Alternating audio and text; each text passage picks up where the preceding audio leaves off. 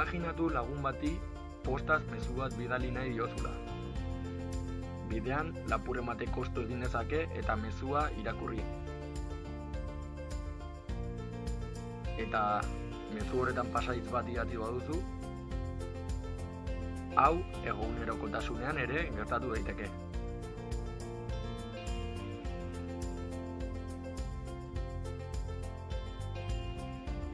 Webean nabigatzen zaudela, begiratu ea web orrialdea segurua den. HTTP bada, mezuak ez dira enkriptatuta bidaliko. HTTPS bada berriz, bai. Eta zer da enkriptatuta bidaltzea? Giltza bati esker, mezua eraldatzea da, ulertezina bihurtu dadin.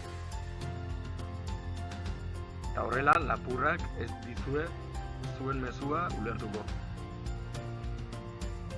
HTTPS segurua da, eta mezuak enkriptatuak bidaltzen dira. Beraz, kontu zibili.